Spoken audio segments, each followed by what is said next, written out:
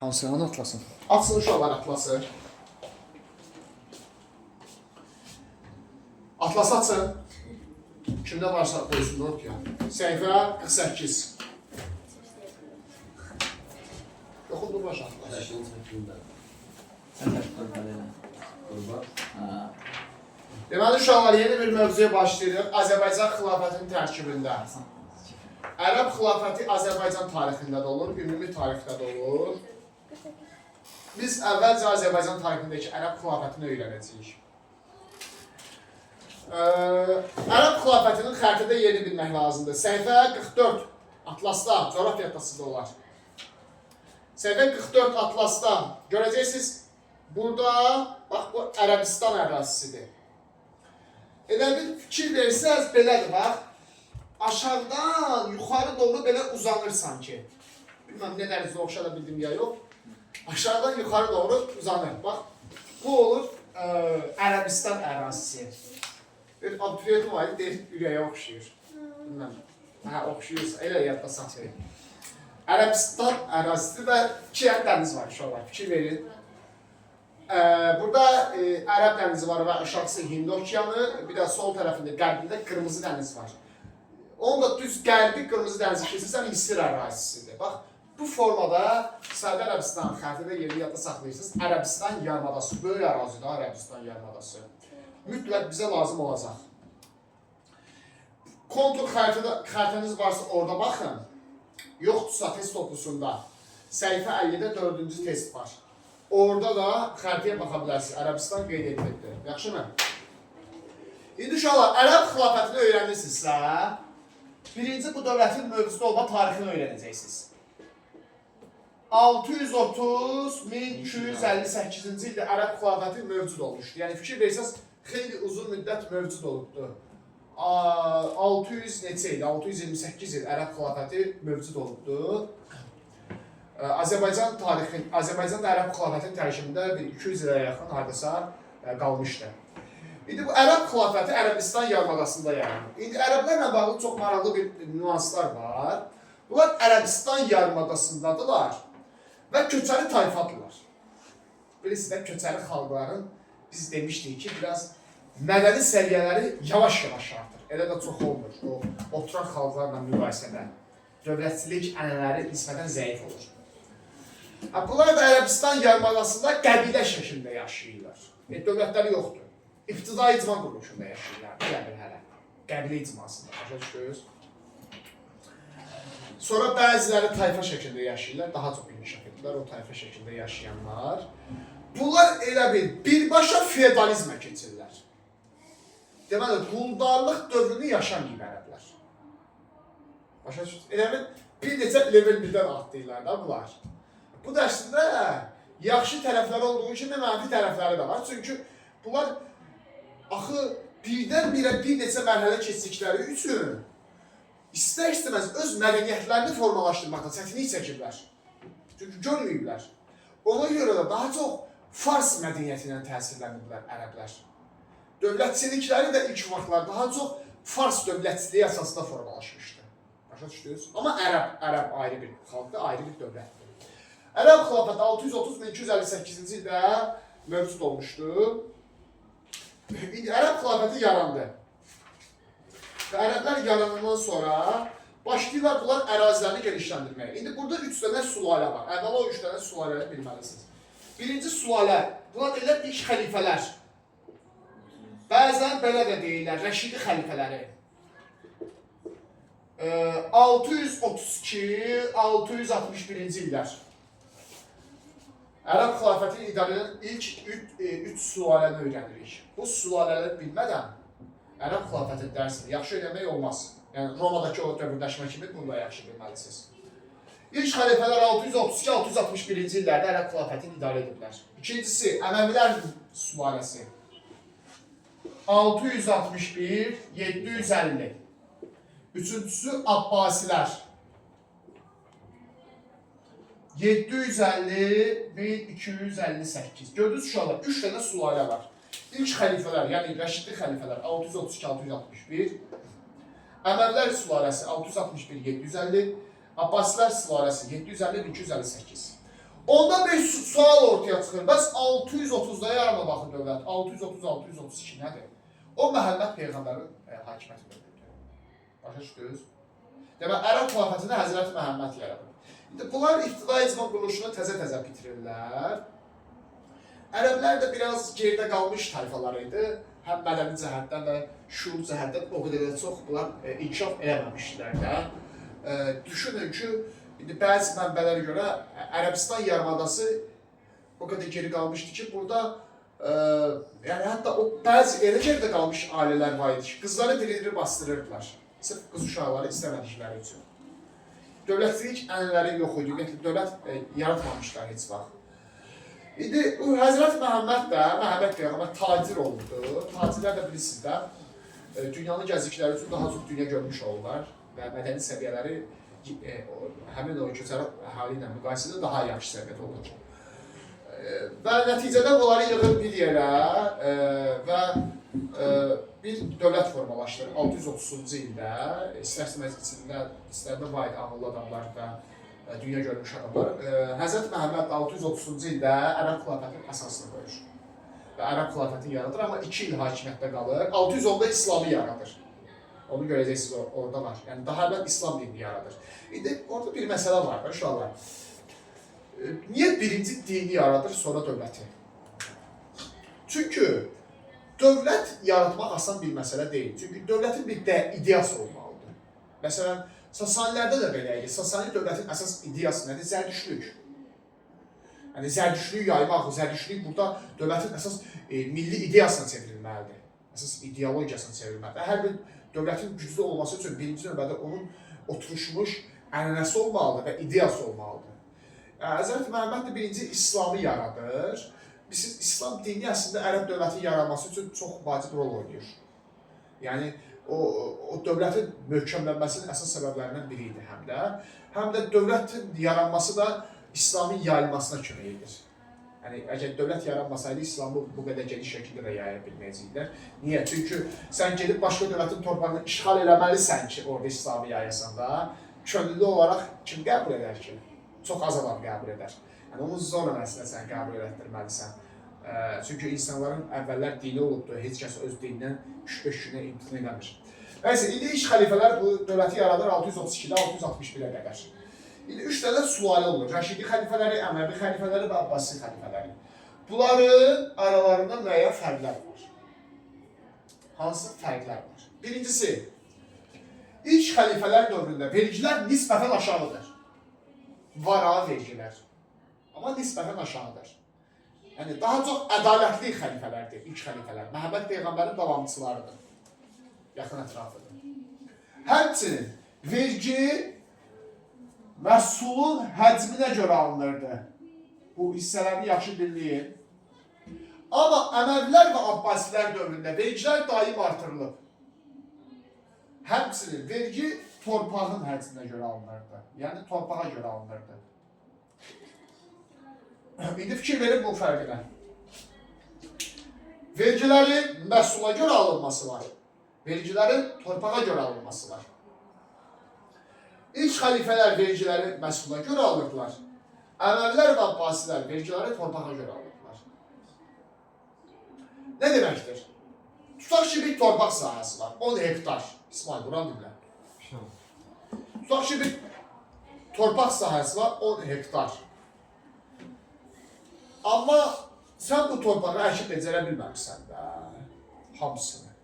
Biraz yaşın çoxdur, gücün çatmır. Həm də ki, il biraz quraq keçib, bol yağıntılı olmayıbdır. Yəni, sən buradan 10 hektarı yox, 5 hektarın qazancını əldə eləmişsən. O biri 5 hektar ya atmışsan, heyv olur, ya da ki, heç əkib becərə bilməmişsən. İlk xəlifələr, rəşidi xəlifələr, nisbətən ədalətli. Sənə deyim, nə qədər kimsən? 5 hektar. Ev yox, 5 hektardan 1 hektarı məndən vergi kimi verir. 4 hektar da sənin olsun. Düzdür? Bu pis deyil, normaldır. Amma Əməvilər və Abbasilər torpağa görə alırdılar vergini. Yəni, torpağın sahəsinə görə. Bunlar deyil, torpağın həcmi nə qədərdir? 10 hektar. Amma sən əkməmsən 10 hektarı, 5 hektara əkmişsən. Deyir, mənə dəxli yoxdur, 10 hektarın pulunu verir. Əkib becərərdir. Ya məhsulun zayı olmazdı. Başa düşdün? Bu işə nisbətən ədalətsizlik idi. Yəni kəndlər və torpaq sahibləri çox ağır vəziyyətə düşürdülər. Əməvilər və Abbasilərin dövründə biz növbəti dərslərdə keçəcəyik, onlara qarşı çoxlu etirazlar da formalaşacaq Əməvilər və Abbasilərin dövründə. İlk xəlifələr, Əməvilər və Abbasilər, bunların dövrlərini öyrənirsiniz. Bura qədər sual olan var. Ərəb xilafəti yaranır Rəşidi xəlifələrinin dövründə. Ərəblərin əsas məqsədi nədir? İslamı yaymaq. İslamı necə yaya bilərsən? Qonşu dövlətlərin torpağını işğal eləməlisən. Həmin işğal etdiyin ərazilərdə İslamı yaymalısan. Düzdür? Onda bunlar başlayırlar işğalçılıq siyasətinə. Ərəb xilafəti yaranır, baxırıq xəritədə, Ərəbistan yarımadasında. Düzdür? İndi Ərəbistan yarımadasında yarandısa, düz bunların qonşusu haradır? İran. Görürsünüz Sasani dövləti. Sasanidir də düz qonşular. Deməli, onda Ərəb-Sasani müharibələri başlayacaq. Deməli, dövlət yaranan kimi ən birinci Ərəb-Sasani müharibələri başlayır. Sasani də yanımızdadsa artıq bu dövrlərdə zəifləmişdir. 651-ci ildə dağılacaq da Sasanilər. 4 dənə döyüş var. Hansı döyüşlərdir? 636 Kadisiyə döyüşü, 637 Ktesfon döyüşü, 642 Nəhəvənd və Həmədan döyüşləri. Deməli, 4 dənə döyüş oldu. Kadisiyə, Ktesfon, Nəhəvənd, Həmədan. Ərəblər və Sasanilər arasında. Bu dövrün 2 dənə böyük dövləti. Amma bu döyüşlərin hamısında Ərəb qalib gəlibdir. Ərəblər həmişə Sasanilərə qalib gəlib. Belə deyəndə saxlayırsınız. Ərəblər həmişə Sasaniləri məğlub edib 651-ci ildə dağılmışdı. Düzdürmü Sasani imperiyası? 651-ci ildə də tamamilə Sasani dövlətinə son qoyublar ərəblər. Bu da olur Sasanilərin sonu. Yadınızda qaldı. Bu oldu Ərəb-Sasani müharibələri. Ortaya sual çıxır. Bəs Albaniya bu döyüşlərdə kimi dəstəkləmişdi? Sasaniləri. Deməli, ərəblər Sasani plus Albaniyaya qalib gəlib. Kadisiyə döyüşündə, hətta Kadisiyə döyüşündə Alban hökümdarı Qriqor, Varaz Qriqor, birazdan ətraflı deyəcək bu barədə, oğlunu döyüşdə göndərməyə yollamışdı. Bu olur Ərəb-Sasani müharibələri. Ərəblər Sasanilərə qalib gəldilər. Sasani ilə böyük bir imperiyadır da. Azərbaycandır, Mərkəzi Asiyanın böyük bir hissəsidir, Əfqanistandır. Bu ərazilər hamısı Sasani imperiyasının tərkibinə daxil edilir. Bu ərazilər İran hamısı. Deməli, bu geniş ərazilər Sasani imperiyasının tərkibinə daxil olur. Ərəb xilafətin tərkibinə daxil olur. Ərəb-Sasani müharibələrini öyrəndiniz. İndi uşaqlar, ərəblər Sasaniləri süquta uğratdıqca, məğlub etdikcə, gəlirlər Azərbaycan ərazisinə. Axı Sasani bizim cənubumuzdadır, düzdürmü? Yavaş-yavaş Sasanilər üzü bəri Azərbaycan tərəfə gəlirlər. Azərbaycan ərazisində işğal eləmək istəyirlər də bunlar. Ərəblər Azərbaycan ərazisinə doğru daxil olurlar. Və Azərbaycan ərazisinə doğru daxil olduqca, əvvəlcə 643-cü ildə Ərdəbil işğal edilir. Orada bir döyüş də var. Cərmidan döyüşü. 643-cü ildə Cərmidan döyüşü baş verir. Məşhur bir döyüşdür. Cərmidan döyüşü. Ərəblər Cərmidan döyüşündə qalib gəlirlər və Ərdəbil şəhərini işğal edirlər. Ərdəbil Azərbaycanın şimalındadır, yoxsa cənubunda? Ərəbil cənubunda. Ərdəbil şəhəri. Azərbaycanın düz cənubunda, aşağıdan yuxarı gedən kimi. Xəzər dənizindən həmsərhəd. Ərdəbili işğal edirlər. Orada bir Ərdəbil hakimi var. İsfəndiyar. İsfəndiyarla müqavilə bağlayırlar. İsfəndiyarla Ərdəbil müqaviləsi imzalayırlar. Hansı döyüşdən sonra? Cərmidan döyüşündən sonra. Deməli, Cərmidan döyüşündə Ərdəbillər müqavimət göstərirlər, amma müqavimət yeşil olaraq uğursuz olur. Və Ərdəbil işğal edilir ərəblər tərəfindən. Hansı Sülalə dövrüdür, fikir verir, ilk xəlifələrin dövrüdür. İsfəndiyarla müqavilə imzalanır. İsfəndiyarla müqavilənin şərti nədir? Yerli hali kimdir? Ərdəbililər. Ərəblərə tabi olmalıdır. Yerli hali ərəblərə tabi olmalıdır. Birinci məsələ. Xərac vergisi ödəməlidir. O nə vergisi onu birazdan deyəcəm. Ərdəbil əhalisi ərəb ordusuna getmir. Yəni müqaviləyə görə Ərdəbillilər ərəb ordusunda xidmət eləmirlər. Əskərlikdən azad olunur. Belə bil, başa düşdünüz Ərdəbillilər. Amma əvəzində cizyə vergisi verməlidirlər. Cizyə vergisi verilir Ərdəbil əhalisi tərəfindən. Yəni, Ərdəbil əhalisi ərəblərin ordusunda iştirak eləməyəcək, amma əvəzində cizyə vergisi ödəyəcək. Can vergisidir cizyə vergisi. Yəni, orduya götürmürsən, yaxşı eləyirsən, onda vergi ödə. Cizyə vergisini ödə, can vergisini ödə. Başa düşdünüz? Ərəblər üzü yuxarı Azərbaycanın şimalına doğru irəliləyirlər. Şimal ərazilərində işğal etmək üçün. 643-cü ilin sonu 644-cü ildə Dərbənd işğal edilir. Gördünüz, Dərbəndi də tutdular. Burada isə belə yazılır. Dərbəndin və Şirvanın hakimi Şəhriyarla müqavilə bağlanır. Deməli, fikir verir uşaqlar. Ərəblər həm Ərdəbili işğal edərdilər, həm Dərbəndi işğal edərdilər Azərbaycan ərazisində. Əvvəlcə Ərdəbili işğal edərdilər müqavimətlə, Cərmidan döyüşündən. Orada Ərdəbil hakimi kim idi? İsfəndiyar, yəni Ərdəbillərin rəhbəri olan ağsaqqalları. Ərdəbil əhalisi adından o müqaviləni İsfəndiyar bağladı.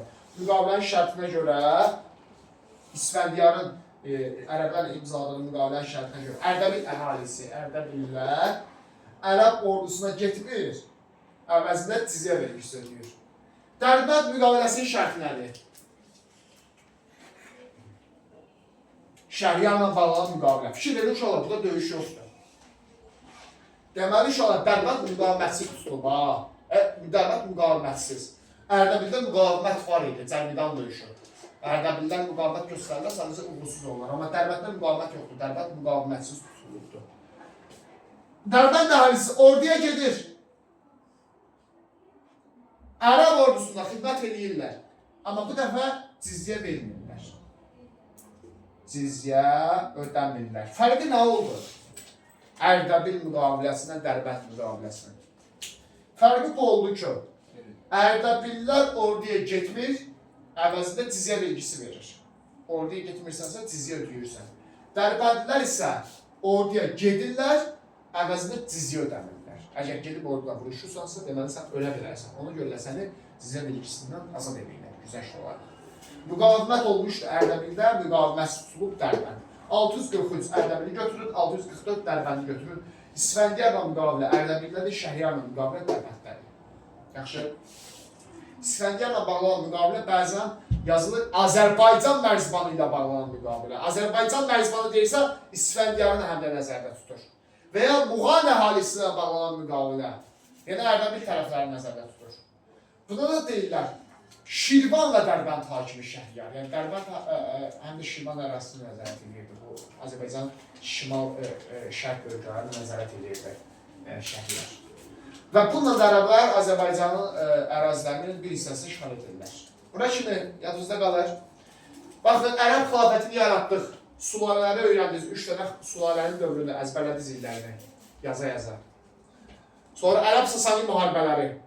Ərəblər qalib gəlir, döyüşlər illəri.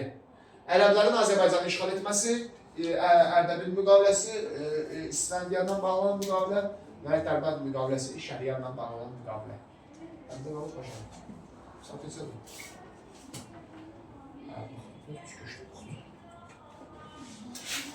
Hələ bitməmişik, bitirməmişik. İndi uşaqlar, gəlirik yenə əsas yerlərdən birinə. Ərəb-Xəzər müharibələri.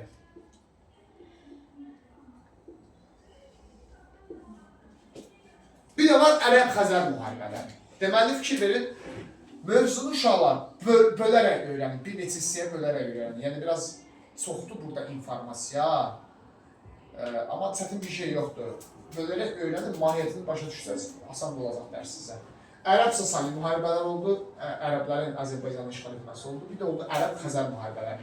Xəzər xaqanlığı yeni yaranmış dövlətlərdən biridir bu dövrdə. 7-ci əsrdə yaranmış dövlət. Xəzər dövləti. İndi orada maraqlı belə bir sual çıxır. Ərəblərlə Xəzərlər müharibə aparır da.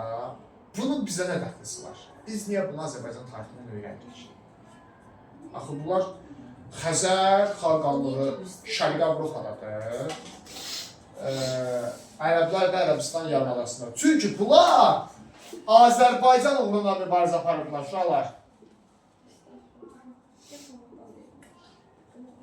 Dinləyim buranı.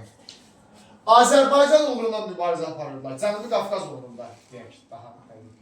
Ərəb-Xəzər müharibələri, Xəzər xaqanlığı da bu dövrdə yaranmış qüdrətli bir dövlətdir uşaqlar. Yeni yaranmış bir dövlətdir və ərəblərlə Xəzərlər Azərbaycanı ələ keçirmək yolunda mübarizə aparırlar. Hətta ərəblərin ən çox çətinlik çəkdiyi Xəzərlərlə müharibələrdir. Döyüşlər, birinci Bələncər döyüşü. 643. Birinci Bələncər döyüşü var. İkinci Bələncər döyüşü var. 653. Gördünüz, 2 dənə Bələncər döyüşü baş verir. Birinci Bələncər döyüşü 643, ikinci Bələncər döyüşü 653. Ərəb-Xəzər müharibələri zamanı. Hər ikisində ərəblər qalib gəlir. Yox, Xəzərlər qalib gəlir. Görürsünüz, Xəzərlər də qüdrətli olurlar bu dövrdə, yeni yarandıqları üçün. Hər iki döyüşdə ərəblərə qalib gəlir Xəzərlər. Birinci Bələncər 643, ikinci Bələncər 653. Sonra 722 Bələncər tutulur ərəblər tərəfindən.